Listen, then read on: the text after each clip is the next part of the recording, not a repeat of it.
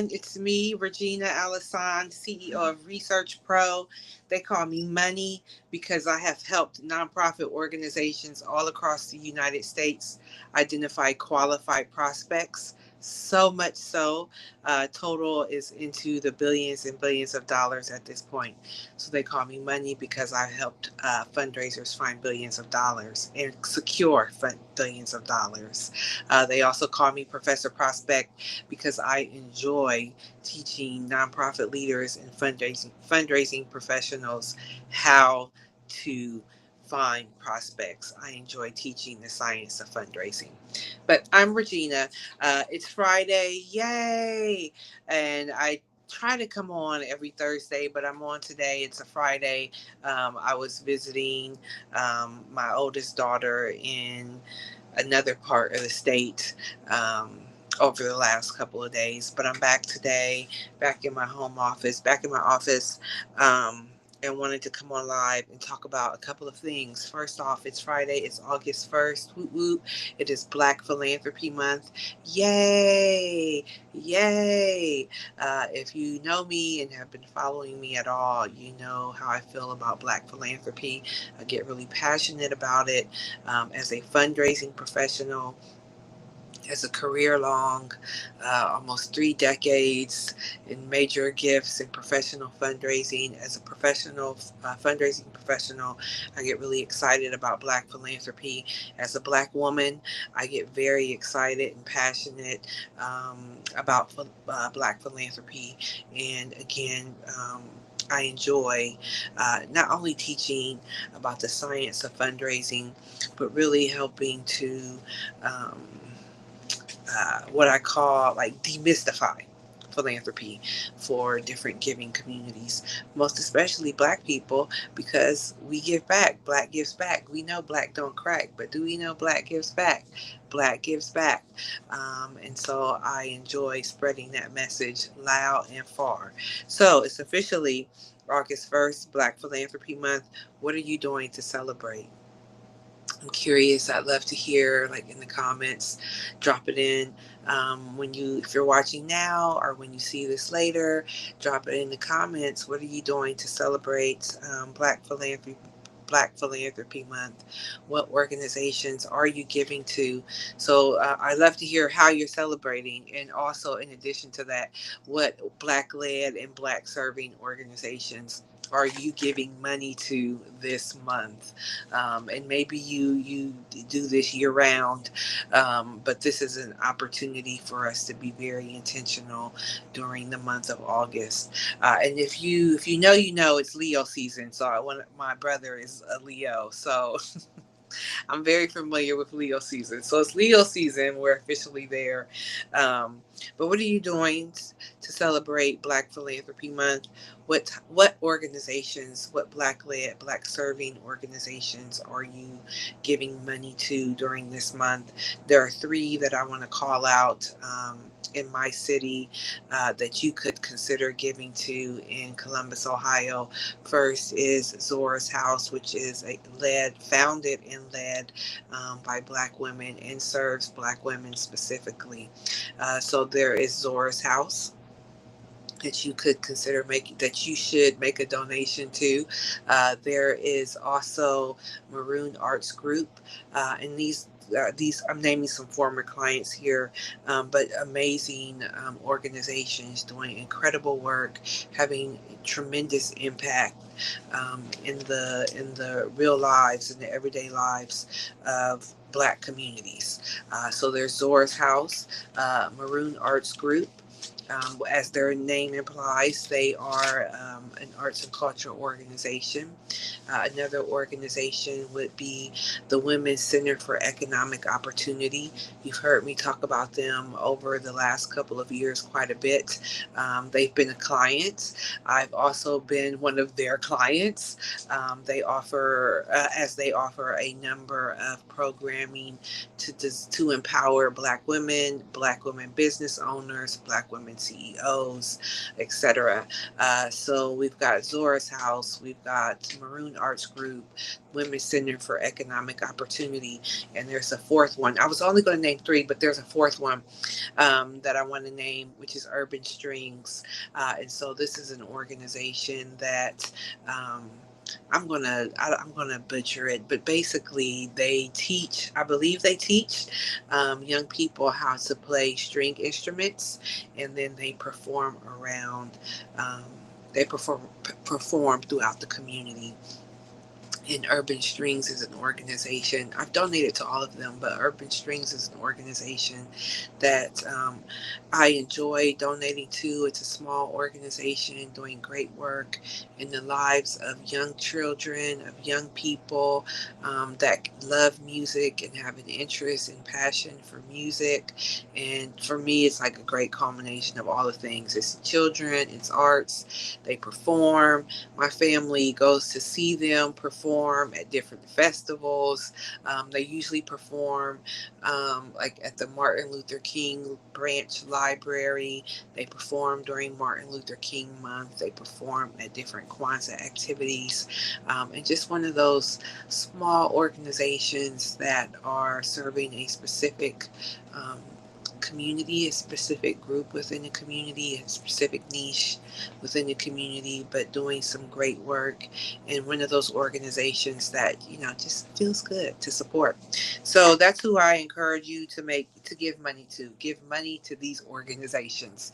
And you can, if you're not in Ohio, if you're not in Columbus, you certainly can make online donations. You can look these organizations up and find their mailing addresses. But I encourage you during Black Philanthropy Month, so you have until the end of August to be very intentional and make donations to any of those four organizations: Zora's House, Maroon Arts Group, the Women's Center for Economic Opportunity, and Urban Strings. So let me know what you're doing to celebrate and which organizations you're giving to.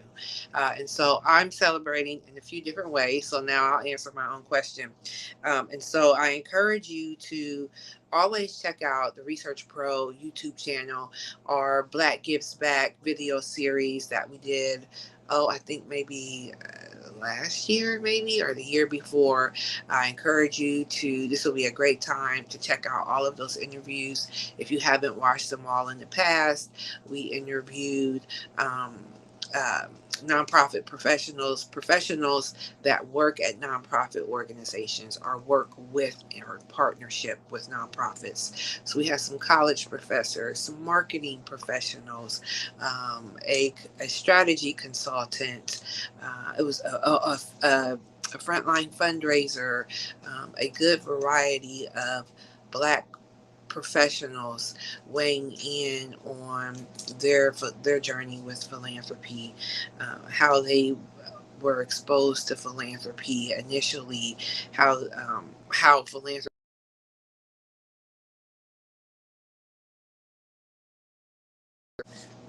Okay, and so I think I'm still live. That's what happens when the phone rings. I'll just continue and hope that the video picks back up. I'm not quite sure.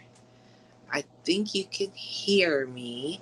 Um, so this is a new one for me, and this is my lesson to maybe put my phone on Do Not Disturb as I'm doing this. Okay, let's see what's going to happen here. Looks like they left a voicemail. This number has been calling me, and I answered. You know, I'm on a tangent here, but this number's been calling me, and I answered this morning, and they didn't have anything to say. Um, so I can't quite tell what's going on with the stream. Let's see if okay, so I'll continue now. It looks like I can see myself moving around now.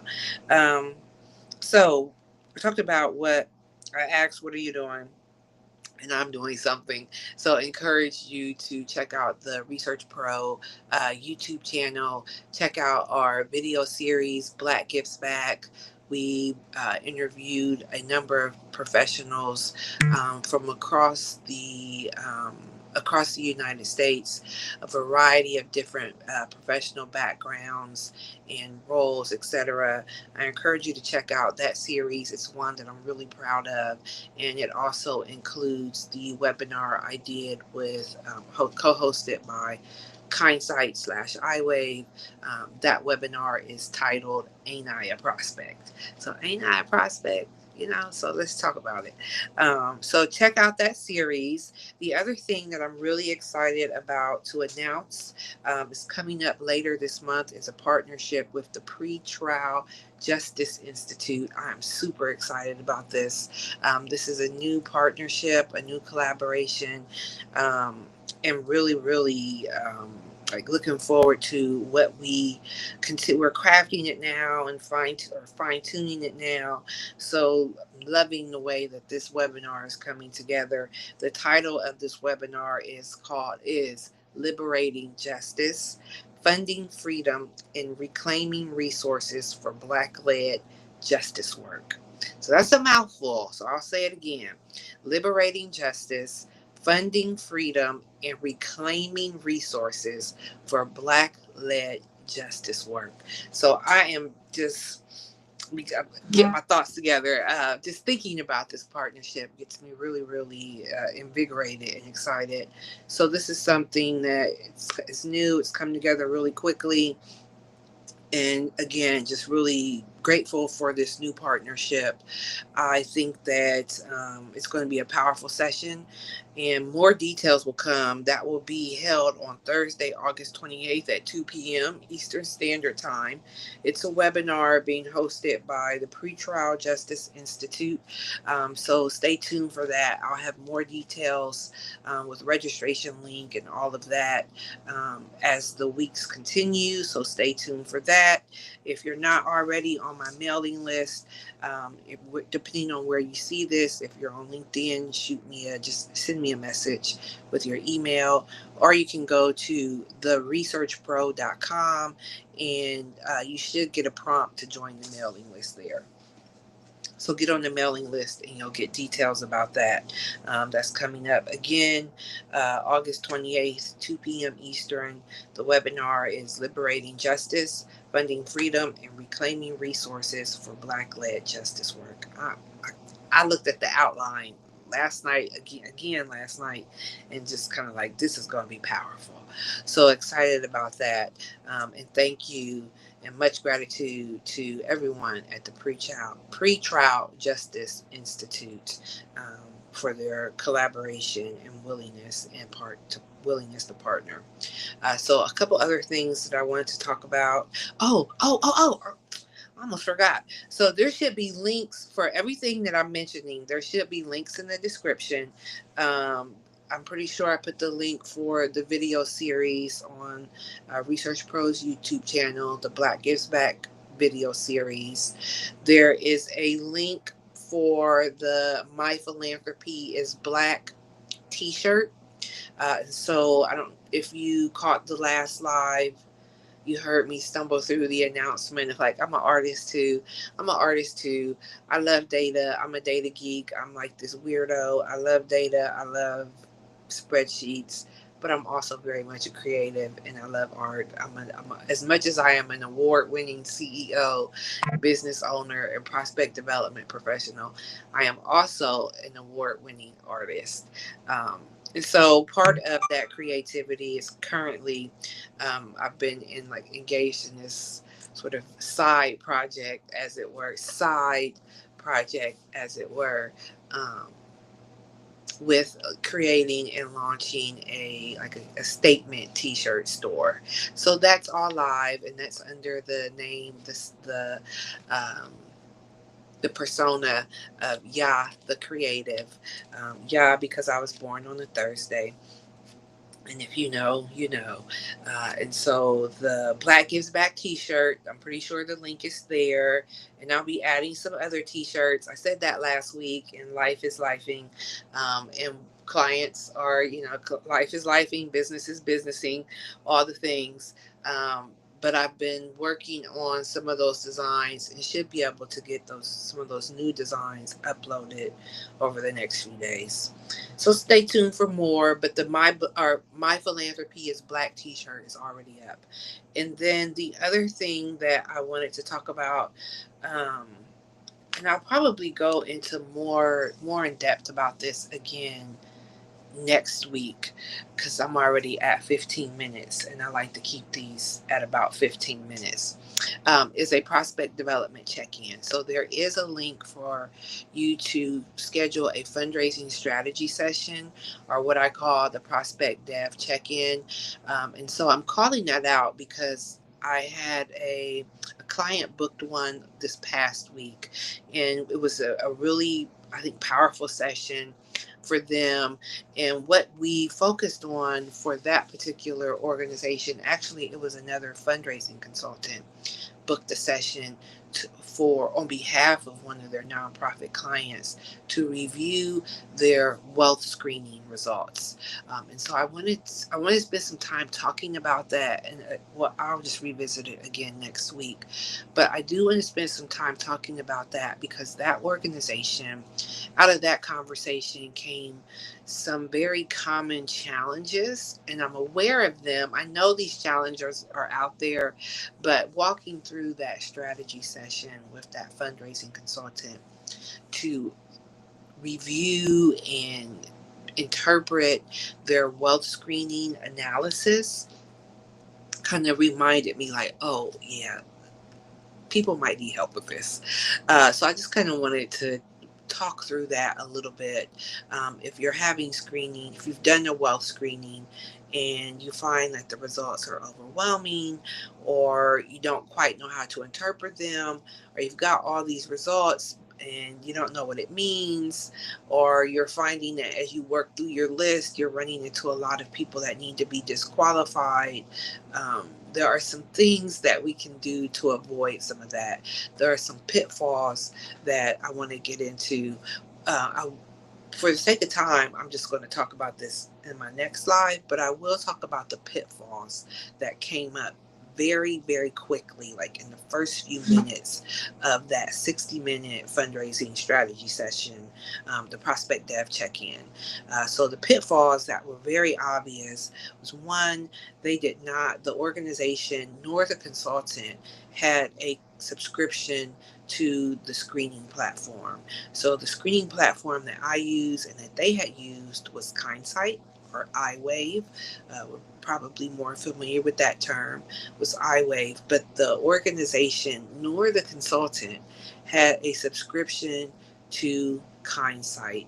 So they had all this analysis, had all of this results, but didn't have didn't have the platform, didn't have the SaaS platform to like do anything with the results. They couldn't build upon the profiles. They couldn't go in and validate or, disqualify, anything like that. And so they just really literally had a CSV file. And that's challenging for a number of reasons. It's challenging it's challenging for a number of reasons because you can't go back in and validate. You can't adjust things. You can't use the platform to do additional research. So you are just kind of left with this static data, massive spreadsheet that you may or may not know what to do with. So that's the first piece, that they didn't have their own subscription, which is problematic in a few different ways. The other thing is that they did not understand, because I don't know why, I won't I won't make any judgments, but they did not understand the settings in their screenings or in the screening. So they didn't understand why the confidence ratings were set the way they were, why the affinity ratings were set at the levels they were.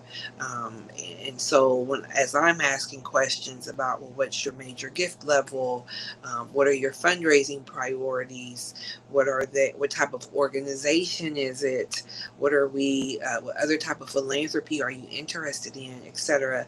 They weren't able to answer those questions in a way that aligned with the screening results. So that was another like really obvious, like, wait, who did this for you? And like, were you part of that process? What was the process? So some of the pitfalls that I just want to caution us about right now. If you're doing that wealth analysis screening, make sure that you actually have the subscription. And any consultant, any freelancer, etc., especially if they're working with Kindsight, because they've changed some of their policies, you should have your own subscription to the product, and that should be a 12-month subscription, and which means that your subscription to the product, the screening product, the research product, could potentially outlast your relationship with the consultant that's doing the screening. So when you work with ResearchPRO, whether or not it's our 2-day VIP or 6-week Embark partnership or our 3-month advanced partnership, you get a subscription to that platform, and you have a 12-month subscription. So that's really important. And we talk about what your priorities are, and I walk you through what the settings are and why the settings are the way they are, because you're informing it as the client, as the nonprofit. You are informing it. I am the expert, and I know how I set it up, etc. That is very true. But you inform it. It's your strategy, it's your organization, it's your mission, etc. So we'll come back to that. We'll definitely come back to screenings, and because I want to talk about that some more and go into it a bit more deeply. And actually, was thinking about, I think I need to do like a 30-minute session on how to interpret screening. So if that's something that you think you would be interested in, let me know in the comments if you want to learn more about how to interpret your wealth screenings, because it is pretty common that an organization will pay someone. They thought they were getting I think a cheap deal, a good deal. I think she told me they paid like 35 or 40 cents per record with $150 setup fee. And so that seems really cheap. Like, you're out the door with a screening for about $500 maybe. And that seems, I get it, why that might be tempting. But here this organization is left with, a $500 investment that really means nothing to them.